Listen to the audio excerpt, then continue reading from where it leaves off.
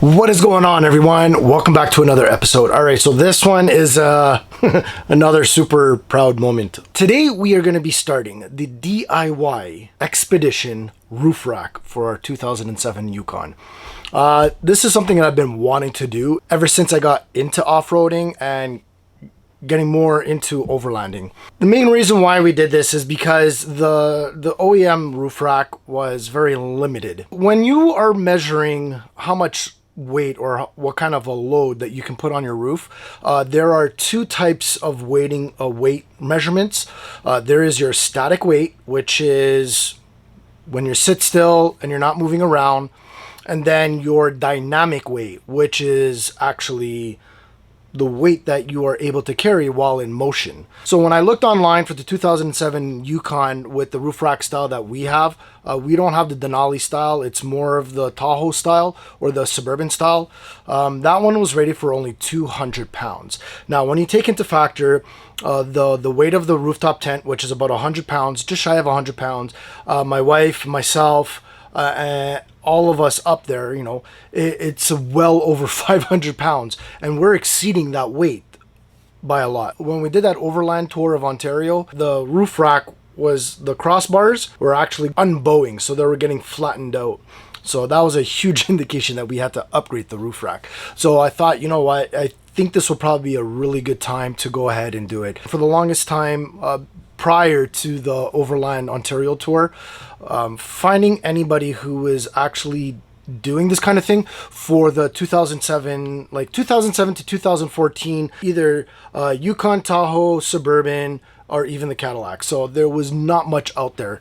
When I actually started buying the material to get this project going, I actually found a company. Now, this is for you guys out there that just in case you don't want to do this roof rack yourself, but you want a place to buy it, and you have this generation of again, Yukon, Suburban, Tahoe, or even the Cadillac Escalade. You guys might want to check this out. I'm gonna leave a link down in the description below.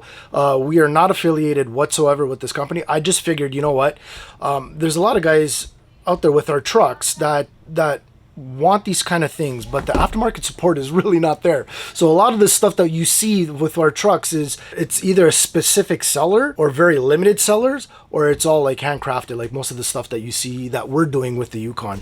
So the company's called Baseline Overland. Again, these guys, they have their own stuff. It's already prefabbed, and it's if this is something that you don't want to take on, but you just want to buy an expedition rack or a solid rack that's similar to this, and you don't want to do the work, check them out. Like I said, I'll leave their web link in the description below. So the one thing that you guys are going to see is that I had these runners laser cut for myself. After that, anything else that I did was pretty much all hand, welding, grinding, and all that stuff. So anyways, okay, I'm talking too much as usual. I hope you guys enjoy the video, so let's go ahead and just start it. All right, so the idea of how to make the template to conform the curvature of the roof is I have this really huge long cardboard. It's actually twice the length. It's kind of folded in half, and then we're going to use skews. The skews, so the idea for this is we're going to run the skews through the cardboard,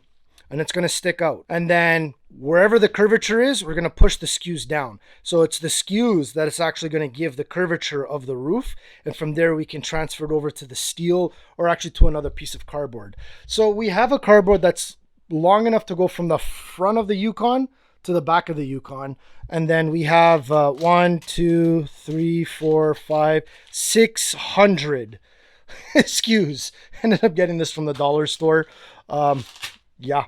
All right, so that's the idea, and hopefully it works.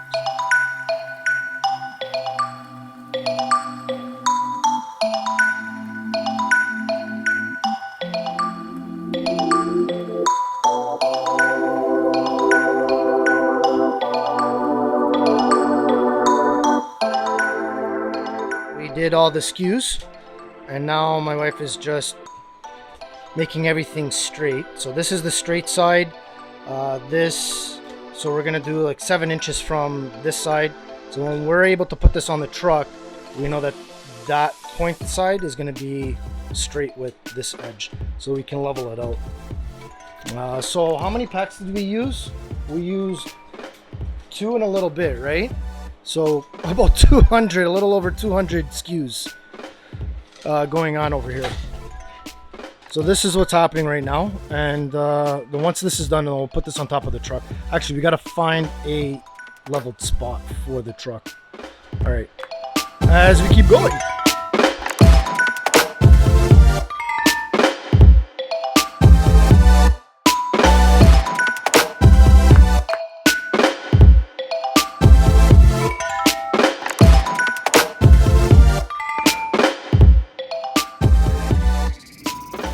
Alright, so you can see laid down the SKU template on top of another cardboard.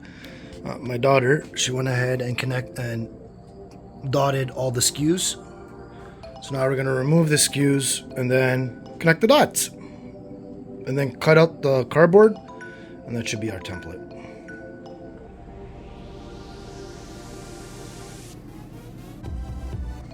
Okay, so I am tapping these holes with an M6 tap. To be exact, it is right there, M6 by 1. So I actually had to grind down a little bit because I need to get at least about that deep so that this hardware right here can go down as deep as possible. 2 holes per side per bar, which means 4 holes per bar times 6 gives us 24 holes. Now I didn't bother recording this because it's actually really boring. So this is the last hole that I'm tapping. So yeah, like I said, tapping all these holes with an M6 tap. Little sneak peek of what's going on there. And there's the other ones.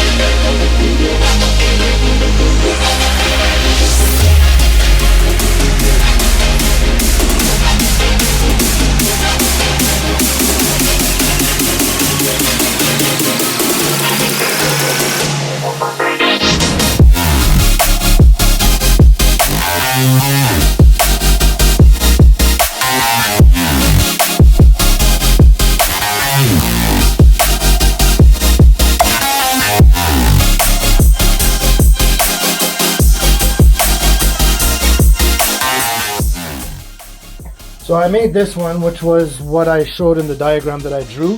The idea is this is all one piece. The holes are going to be drilled here so that I can mount the screws, or I can mount this bracket to it.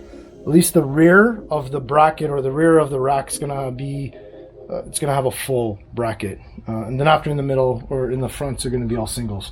All right, so I ended up bending these L brackets. It's a little bit more than 90. I'm going to end up cutting it more, so I'm not worried about this part. The idea is to cut this off, put it underneath the runner, and then weld it on there. But first I got to find where I need to put the hole. So that involves a little bit of lipstick. And I'm going to paint the riv nut with the lipstick, push down on the L bracket, and that should give me an imprint. And then I got to move it back 5/16. So let's go ahead and do that.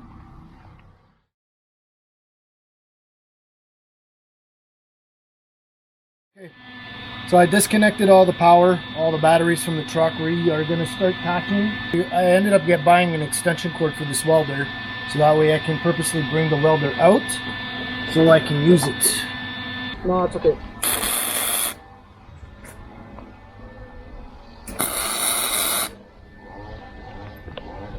Sure, it's on fire.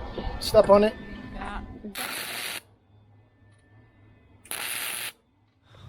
Alright, so that is it for this part. This project is a massive undertaking. Even getting the runners laser cut. I'm gonna have to break this up into probably two or three parts, and almost likely two. I'm almost there. I have the pieces already painted. What I'm working on right now is actually the wind deflector. I'm trying to get the curvature of the roof, and then there is a spot that I want to put a LED light bar in there, so I have to get that piece bent, and I have to find the measurement of the height, like how much of the material I need to cut down, so that way I can bend it backwards. Yeah, so that'll be in the next episode. If you really enjoyed this kind of thing and the progress of the Yukon and you want to see more, why don't you go ahead, think about subscribing. Don't forget to hit that notification bell so that way you are notified every time there is a video. Until the next time, who knows, maybe we'll see you out there.